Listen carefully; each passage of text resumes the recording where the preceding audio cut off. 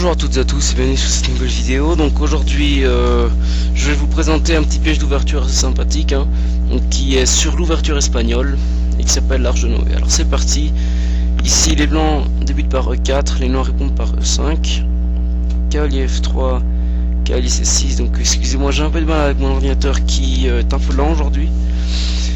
Et là les blancs vont jouer fou B5, donc on rentre dans une espagnole typique. Alors ici les noirs ont plusieurs réponses, ils ont cavalier F6 ou A6, donc ce sont les deux coups les plus joués je pense. Ici les noirs vont opter pour A6. Donc A6 pose déjà une question au fou, à savoir est-ce que je viens m'échanger contre le cavalier ou je retourne en A4. Alors si les blancs ont l'intention de jouer fou prend C3, les noirs vont simplement récupérer du pion D. Et finalement, même si les noirs ont des pions doublés, déjà ils ont un paire de fous. Et ce fou qui se trouve en C8 va probablement se réveiller par exemple sur les cases en G4. Donc ici les blancs ne veulent pas entrer dans cette variante, ils vont jouer fou à 4. Et là les noirs vont jouer D6. Alors D6, bon, c'est vrai que... Pardon, oups, excusez-moi. Donc c'est vrai que ça ouvre la diagonale du fou et que donc ça pourrait donner d'éventuelles tactiques. Pas forcément tout de suite, mais plus tard dans le jeu, si les noirs ne se défont pas assez rapidement du clouage. Et mais ça, en fait, l'idée de D6 c'est tout simplement de venir réconforter, on va dire, enfin réconforter, de protéger le pion en E5, comme ça on évite des variantes avec fou prend C6, D prend C6, cavalier prend E5, bien que maintenant on sait qu'il y a une réfutation avec dame D4 qui récupère le pion. Mais bon, les noirs peut-être n'apprécient pas vraiment ce type de structure et de position, donc ils vont jouer D6. Et là les blancs, bah, ils vont profiter du clouage et ils vont jouer D4. Alors ici l'idée c'est simple, c'est de venir jouer D5 et ensuite de venir gagner le cavalier. Donc avec D prend C5, pas avec fou prend C5. Enfin peu importe. On voit très bien que les blancs essayent de jouer sur case blanche et de profiter de l'affaiblissement de D6. Alors bien sûr les noirs ici ne vont pas se laisser avoir, ils vont jouer B5 tout de suite. Donc on coupe la diagonale du fou blanc, fou B3 est forcé. A noter que D5 peut être joué, mais D5 n'est pas non plus le meilleur des coups ici. On imagine un coup comme... Enfin bon, l'ordinateur lui donne B prend E4, et après D prend C6, il recommande cavalier E7, et les noirs vont regagner le pion. Donc ça c'est la variante de l'ordinateur, qui est peut-être en fait finalement la meilleure. Mais bon, c'est pas... je pense que peu de personnes vont jouer des 5 et vont préférer garder la paire de fous en fait. C'est plus pour maintenir la paire de fous qui vont jouer B3, fou B3 et pas D5. Donc fou B3 est joué. Et là les noirs vont tout simplement venir capturer le pion D4. Donc ici les blancs vont récupérer leur pion, mais il se trouve donc fou B3.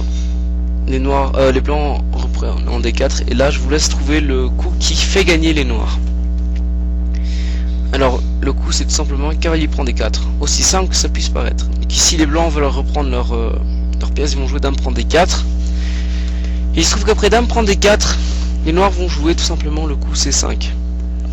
Alors d'abord après un coup naturel, on va dire comme dame D2 ou D3, pas D3 mais on va dire comme dame D1. Ici les noirs vont juste jouer C4 et là vous voyez que le fou de case blanche est bloqué, donc il est obligé de se sacrifier contre le pion et puis les noirs continuent la partie avec une pièce en plus.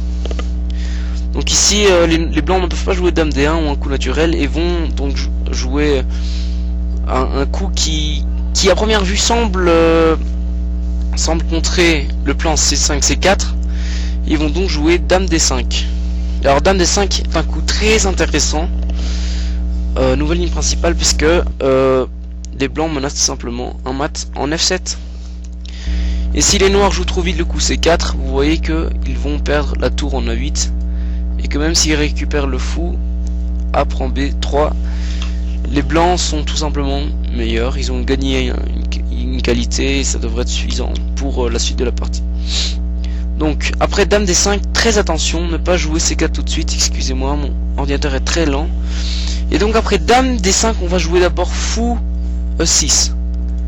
C'est le coup parfait, puisque en fait fou E6, vous voyez très bien, protège le mat en F7, et à la fois en jouant fou E6, on va dire entre guillemets que la tour et la reine, et la dame pardon, bah ils sont connectés, donc c'est à dire que s'ils sont connectés ils sont protégés. Après fou E6, les blancs vont essayer de gagner du temps, et pour afin de ne pas donner le fou, ils vont faire dame C6 échec, et après dame C6 échec, donc le roi est en échec. Si la dame vient sur D7, donc je vous montre rapidement, si la dame vient sur D7, les blancs vont s'emparer de la tour en A8 et c'est complètement gagnant. Donc si le roi bouge, c'est dommage, ils sont déroqués. Du coup ici le seul coup c'est fou D7. Et une fois encore on voit que les noirs préservent les mêmes menaces, à savoir C4, et cette fois-ci ils ont une menace supplémentaire qui est de prendre la dame en C6. Alors une fois que la dame est attaquée, les blancs vont revenir sur la case en D5 et remenacer un mat en F7. Mais cette fois-ci, fou E6 n'est pas nécessaire, on peut juste jouer le très beau coup C4.